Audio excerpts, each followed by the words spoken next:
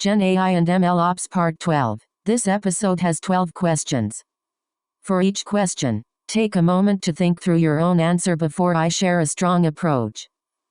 Question 1. Prompt Lifecycle Management. How would you version, test, review, and roll back prompt changes the same way you would application code? Here's a strong way to approach it. Store prompts in version control alongside application code, not as untracked strings, and require PR review for changes with a diff showing exactly what wording changed. Run an automated evaluation suite, a fixed set of test inputs with expected quality criteria before merging. Deploy behind a feature flag or canary so a new prompt reaches a small percentage of traffic first. And keep the previous prompt version 1 config change away for instant rollback if quality regresses. Nice. Let's continue.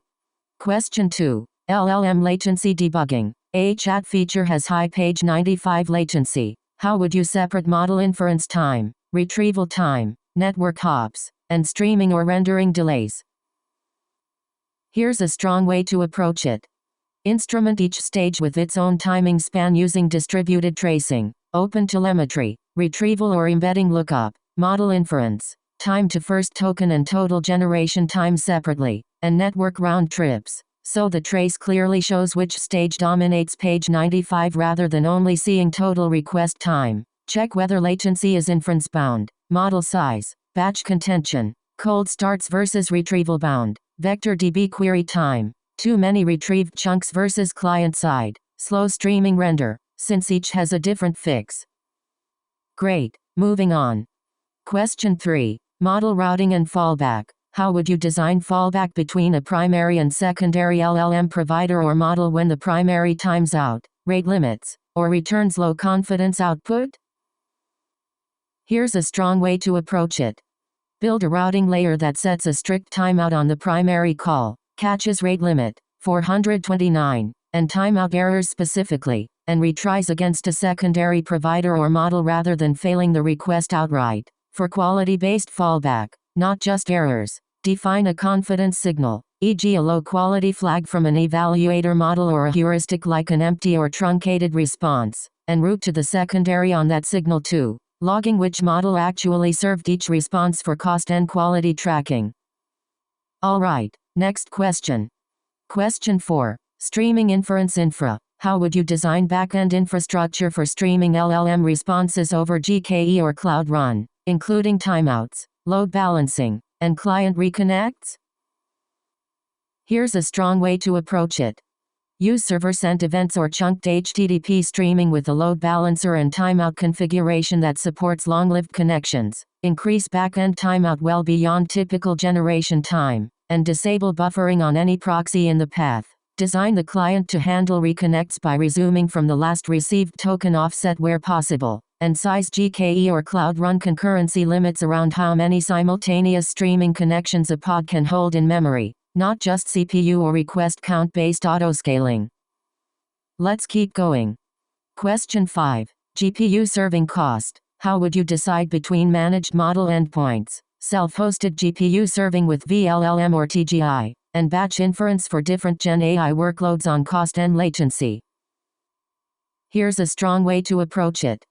Use managed endpoints, Vertex AI, or a hosted API for low or unpredictable volume where operational simplicity outweighs per token cost, and move to self-hosted GPU serving with VLLM or TGI once volume is high and steady enough that GPU utilization amortizes the operational overhead. VLLM's continuous batching in particular improves throughput significantly for high concurrency workloads. Use batch inference, no real-time latency requirement, with spot or preemptible GPUs for offline scoring jobs, since that's the cheapest option when synchronous response time doesn't matter. On to the next one. Question 6. PI and data handling. How would you prevent PI and secrets from leaking into LLM prompts, logs, third-party model providers, and evaluation datasets? Here's a strong way to approach it. Run PI detection or redaction, regex plus a lightweight NER model on user input before it enters the prompt or gets logged, and configure logging to store redacted prompts by default with raw prompts available only under stricter access control if needed for debugging. Review data processing agreements with third-party model providers before sending any sensitive data, and scrub or synthesize evaluation datasets so real customer PI never ends up in a shared eval or test set. Good. Here's another one.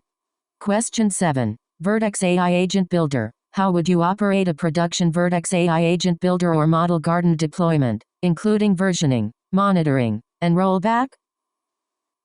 Here's a strong way to approach it.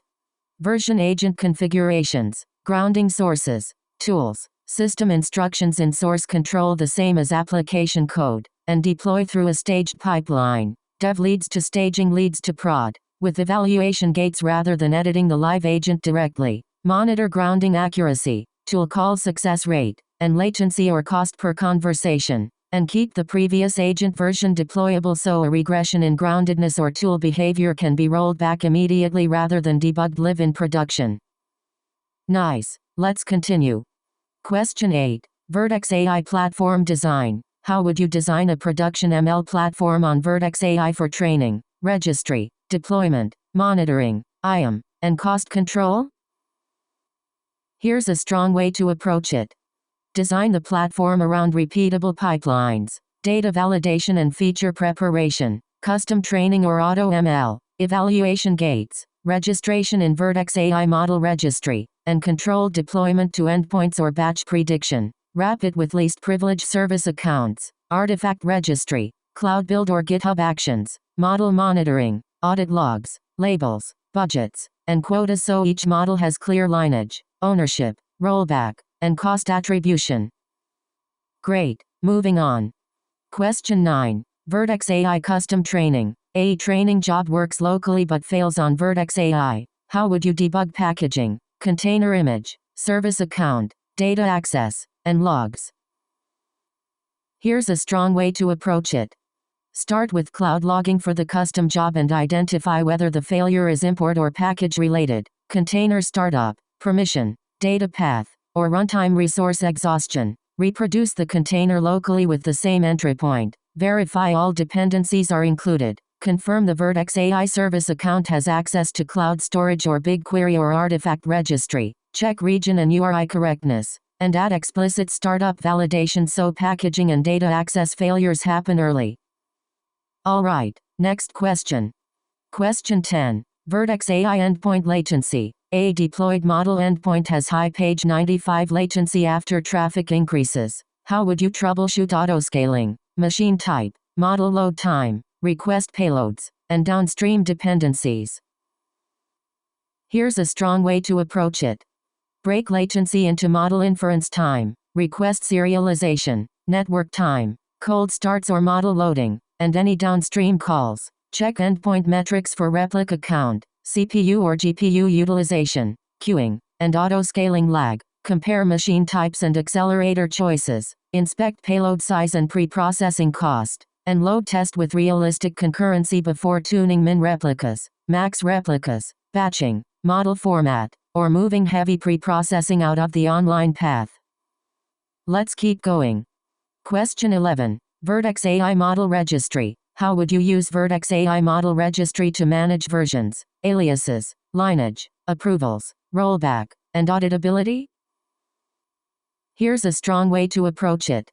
Register every approved model version with metadata such as training data reference, code commit, pipeline run, metrics, owner, and approval status. Use aliases or deployment metadata to identify staging or candidate or production versions. Gate promotion on evaluation thresholds and review, and keep previous production versions available so rollback means redeploying or retargeting the endpoint to a known good version with full audit history.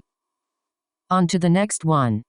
Question 12. Vertex AI Batch Prediction. When would you choose Vertex AI Batch Prediction over online endpoints, Dataflow, Cloud Run jobs, or GKE jobs? Here's a strong way to approach it.